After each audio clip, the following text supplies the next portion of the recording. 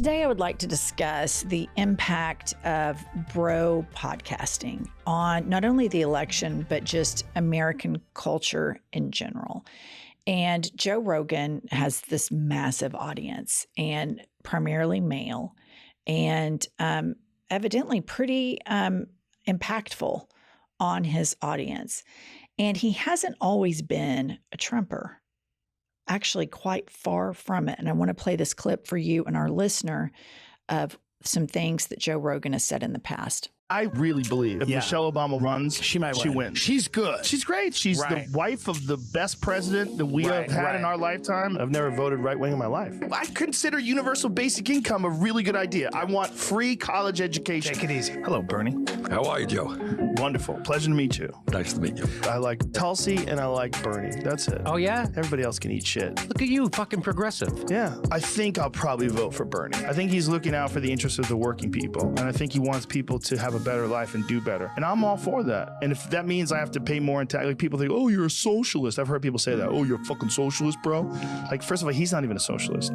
He's a democratic socialist. It's a different thing. I would like to spend more in taxes if they could fix inner city communities and take these poor neighborhoods and throw a fuckload of them. Spend more, you fucking Republican piece of shit. 87% of scientists said that human activity is driving global warming. I'm very pro-choice. I'm very women's rights, civil rights, gay rights, trans rights. I'm even universal health care. Obviously, this protected status is driving me crazy. This thing that Trump's doing with children that were born in other countries and then brought over here as children, and then they're talking about deporting them. That drives me fucking crazy. Yeah, that's that kind of shit. And the hard right version of that is despicable. These people that I see online, why didn't they apply for citizenship?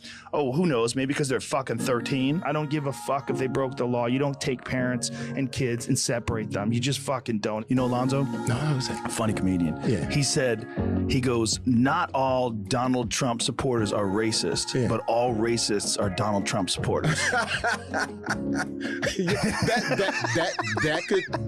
He definitely awakened that side. But the January 6th thing is important. See, it is important, but is it the 6 months later? It should be the ruling number one conversation of journalists? I think it's really important. And one of the reasons why I think it's important because it highlights the reasons why a guy like Donald Trump is so fucking dangerous. Is because a guy can incite a bunch of morons to do something really fucking stupid. But as far as trans people, some trans people listening to this, I got nothing but love for you. For everybody. And in fact, Eddie Izzard is one of my all-time favorite guests. Oh, I love Izzard. The right-wing thing is just an easy way to dismiss me because I'm not right-wing. I can't recommend your book, Race Matters, enough.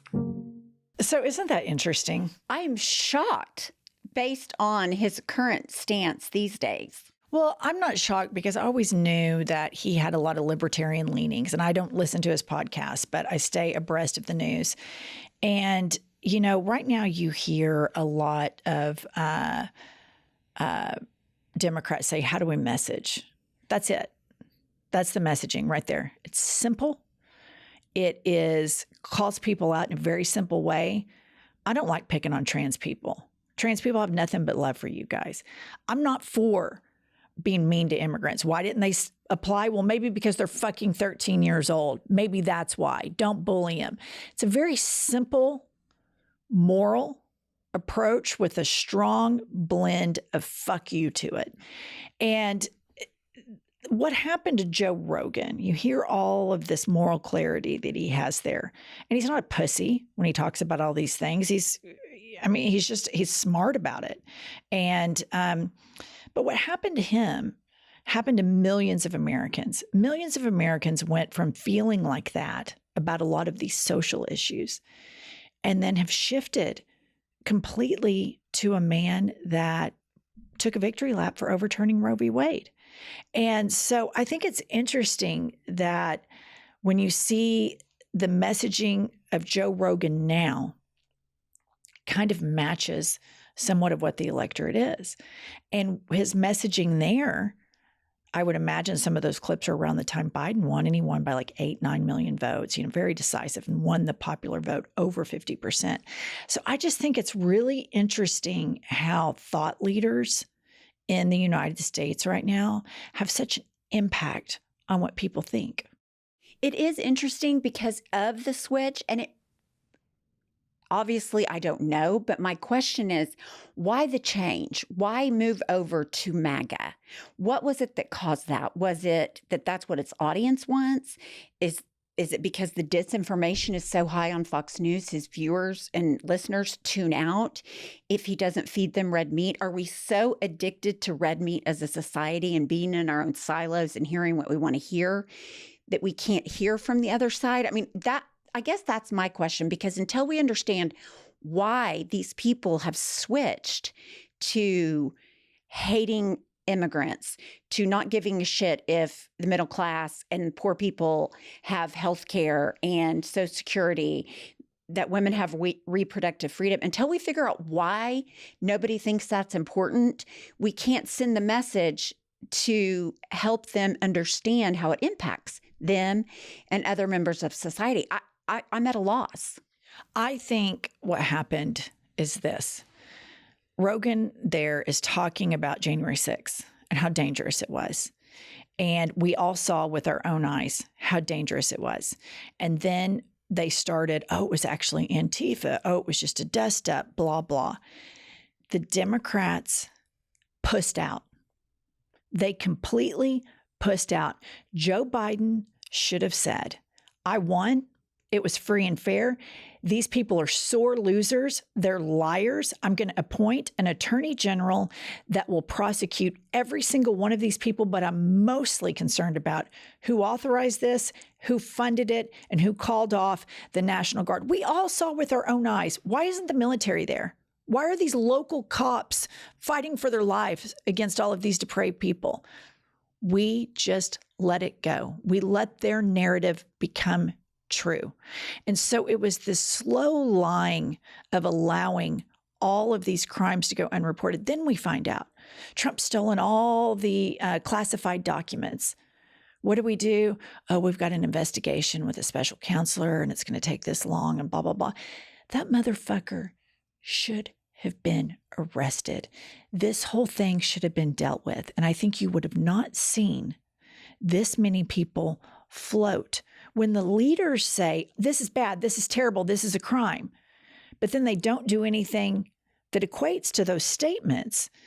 Then you start to think, well, he's still out there. He's still out there campaigning. He's selling Bibles and sneakers and it's becoming a meme and he does the double jerk off dance. And it diminishes how bad all of that stuff was. And you can feel the diminishing of how horrific all of the things he's done. But I don't hold Republicans accountable for that because I don't hold Republicans to a moral standard because I know what they're going to do. I hold the Democrats to account for this. What the fuck are y'all doing? What are you doing? Seriously, Merrick Garland? Are you serious right now? He prosecuted Timothy McVeigh. They got the death penalty against him. Somebody blew up a building in downtown Oklahoma City. It was a serious crime. It was seriously prosecuted, and there was a serious punishment. I oppose the death penalty, so nobody go bananas in the comment section, but that's what it was. This guy incites a riot, beats up cops, takes shit in the Capitol, tried to kill the vice president of the United States of America. Nobody took it seriously. Nobody. So you see the diminishing impact of it. You see Rogan change and you see tens of millions of Americans change and say, oh yeah, he's kind of funny, Trump, talking about Hannibal Lecter. That dude's off the rails. I kind of like him. Right. I do agree with you. The biggest mistake the Biden administration made was Merrick Garland. He sat there and was like, well, I don't want to be seen as playing politics, and I don't want to do this, and I don't want to do that. Kind of back to the integrity politics. Joe Biden and Kamala Harris should have beat that drum all day long. Merrick Garland should have filed charges within the first 3 to 6 months. The nuclear codes being taken, they fucked around with him for 18 months to get those secrets back. The classified documents, they fucked around with for 18 months.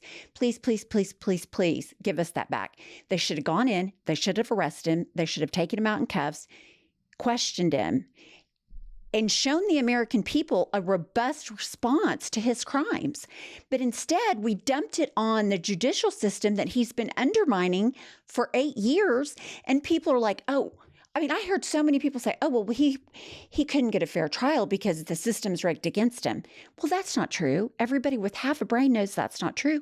But he's been allowed to undermine the judiciary, the legislative branch, the executive branch. He has undermined everything, and now he's in control of it. And so I agree with you, and I think Merrick Garland was the biggest mistake in the Biden administration. Look at the game that they play. Look at how ruthless Trump, Stephen Miller, and all of these people are.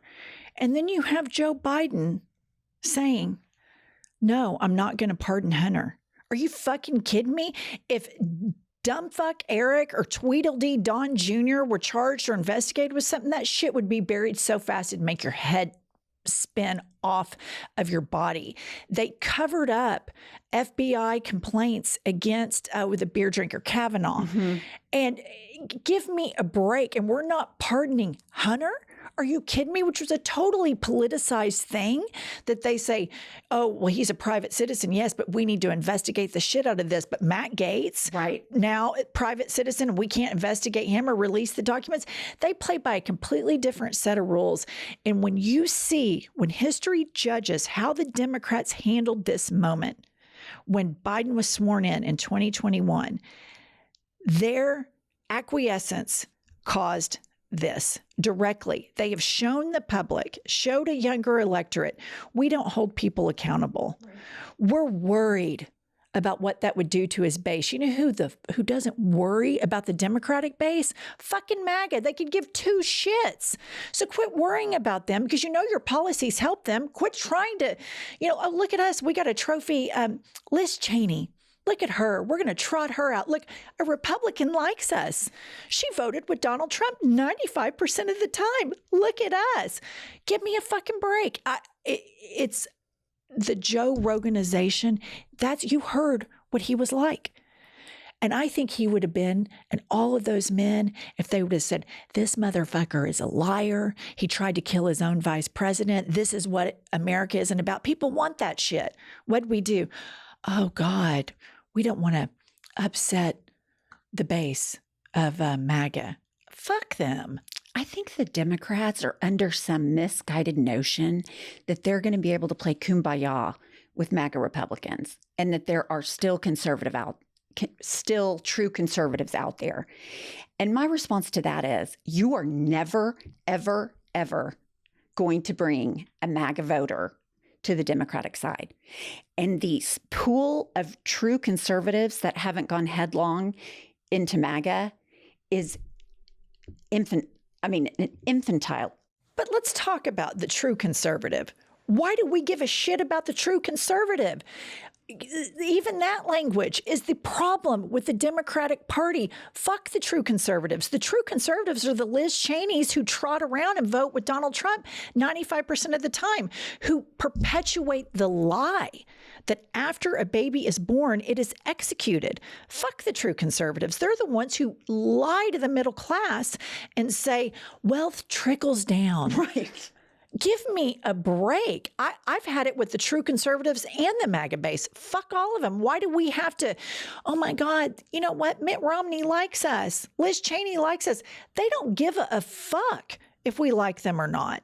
They just go and say, we're going to do what we want to do with reckless disregard for the rule of law, people's feelings, all of these things. And they plow through. They tell us what they're going to do and they do it.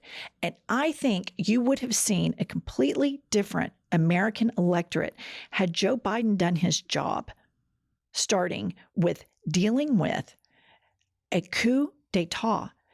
They tried to kill his own vice president. And how did they respond? Lollygagging, pussyfooting, Wimpville, Wussville, and then yearning for the true conservative. Fuck off. I mean, that shit is over. I've had it. All right, guys, we'll see y'all later. It's so